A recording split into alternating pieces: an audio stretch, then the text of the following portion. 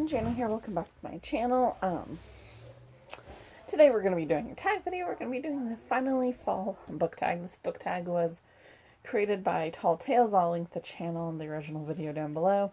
Well, the questions right next to me on the side. Let's just get into it. Question number 1 is, the air is in fall, the air is crisp and clean. Name a book with a vivid setting. So for this one, I have to move all my books because it's like, I put it on the bottom as usual. I don't think enough. Name a book with a vivid setting. I chose the Rebel series by Shauna Swanson. I have the first two right here. The third one's around here somewhere. That's Rebel Mechanics and Rebel Magisters. This one takes place in the 1800s in New York, but it's what if the American Revolution was happening right then. It's very steampunk, and you can picture everything the way it's described, and it is really amazing, and I really love the series. So yeah. And so question number 2 is, nature is beautiful but also dying. Name a book that is beautifully written but also deals with a heavy topic like loss or grief. Okay, quick little quick little summary here. There we go. When I was in high school and in my 10th grade English class, we had a choice between two books to read. Because it was in sync with our history class, and so what we read in English had to do with something with our history class. It was really weird how they set it up.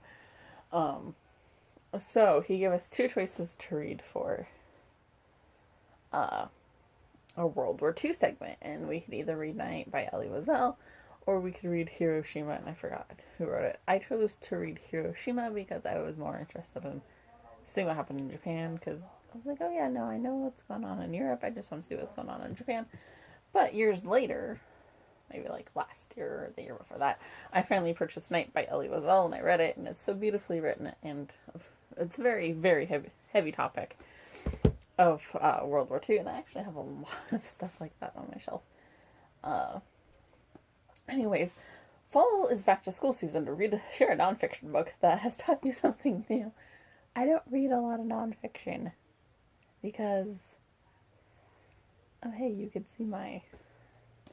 Anyways, I don't read a lot of nonfiction just because it doesn't interest me. It's like, oh yeah, I could read fiction, I could read nonfiction, and I love historical fiction, don't get me wrong, I love learning stuff, but nonfiction tends to be so dry and boring. But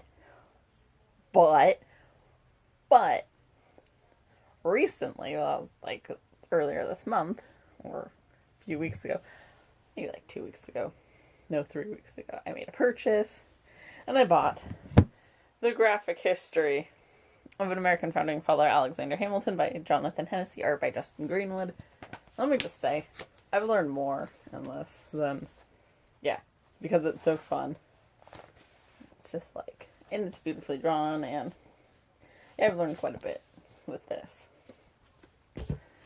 I recommend it if you haven't. It's great. Yeah, sorry. I'm currently reading it. If my bookmark's in it, I should finish it either tonight or tomorrow. It's just taken me a while because it's someone wrote a criticism about it. And while I don't wholeheartedly agree, I can see where they're coming from. If you look at this, there's a lot of dialogue. Not dialogue, but there's a lot of words, and people are like, oh, but it's a graphic novel, there shouldn't be that much words on the page. And I'm like, I kind of see where you're coming from, but also, no. I mean, it's not that long. It's not too terribly long. It's 168 pages. But at the same time, I can kind of see where they're coming from. I mean, it's good.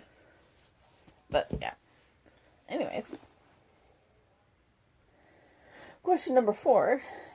In order to keep warm, it's good to spend time with the people that we love. Name a fictional family, household, friend group that you'd like to be part of. Oh, I went back and forth on this. And I was going to do my most...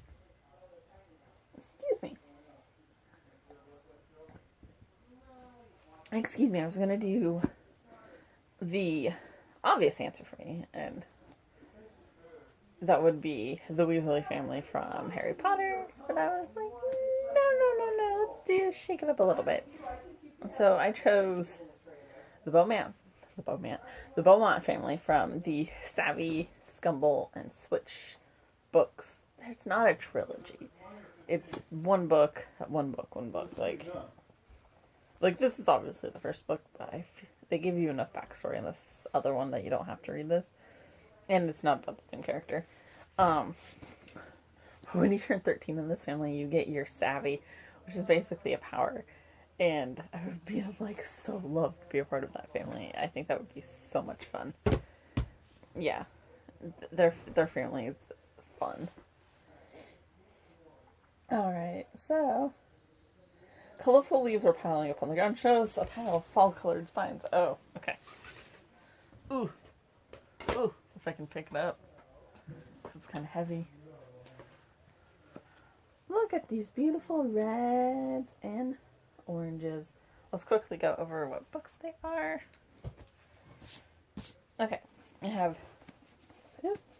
The Hate You Give by Angie Thomas, Fantastic Beasts and Where to Find Them by Newt Scamander, foreword by J.K. Rowling, Paper Wishes by Lois Seffenbaum, hate that book. When Temple Met with She by Sandha Menon, Bird by Bird, Some Instructions on Writing and Life by Anne Lamott. This was one of my textbooks in college. Textbook, loosely. Catching Fire by Suzanne Collins. The Five People You Meet in Heaven by Mitch Albom. Sounder by William H. Armstrong. The Da Vinci Code by Dan Brown. Scumble, the book to go along with Savvy by Ingrid Law. And, oh, of course, I'm putting them on my other pile, right? No, I'm not. Copper Sun by Sharon M. Draper. Alright. The nights are getting darker. Share a dark, creepy read. So I have Such a Pretty Girl by Laura Weiss. This book deals with a teenage girl whose father, after being in prison for so long, is coming back into her life, and he's in prison for molesting her and some other children in the town, and of course he's trying to make amends, like, oh, I've changed, but he still wants her mom doesn't, yeah. It's a really sad story. It's a touching story. It's a creepy story. The days and nights are getting colder. Sure, name a short, heartwarming read that could warm up someone's cold, rainy day. I don't really have a lot of short, heartwarming reads, so I chose Charlotte's Web by E.B. White. It's only 184 pages. This will warm someone's day out. And I mean, if you don't know Charlotte's Web, it's a good story. A little sad, but it's still a good, heartwarming story. Fall, luckily, it's my favorite season, returns every year. Name an old favorite that you'd like to return to soon. Okay, I could have also, again, been cliche, be like, oh, Harry Potter. Let's do Harry Potter. No, I chose Writing Freedom by Pam Munoz Ryan. Oh, this book is so well read. Like, I've had it since this is the copy that I originally bought when I was in elementary school, almost 20 years ago. So, yeah, I would love to reread this again. It would only take me like a day, maybe like an hour to reread it. It's a good book. Oh, and I think I skipped one. I know I did. Hold on, back up. Dude, just give me a second. Fall is the perfect time for some storytelling by the fireside. Sure, a book where someone is telling a story. I knew I did because I had one more book sitting over there. And It's Life as We Know It by Susan Beth Piper. It's written in all it's all told as a story of where she's writing it as diary entries. So, yeah. Had to backtrack to that question. Okay, next one. His fall is the perfect time for cozy reading nights. Share your favorite cozy reading accessories. My favorite cozy reading accessories, I don't have them with me. They're all over there. I don't feel like getting them. It's just my comforter and my water bottle. People, oh, I love drinking hot chocolate. I do too, but water just works for me as well. I don't like to drink it as much. So yeah, that's everything.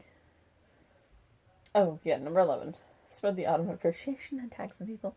I'm not going to. If you want to do it, you can go ahead and do it. Like I said, the original video is down below, along with some other links down there that I should start doing again. Yeah, some links will be down there. Okay. That is it for this video. I'll see you guys next week. Bye.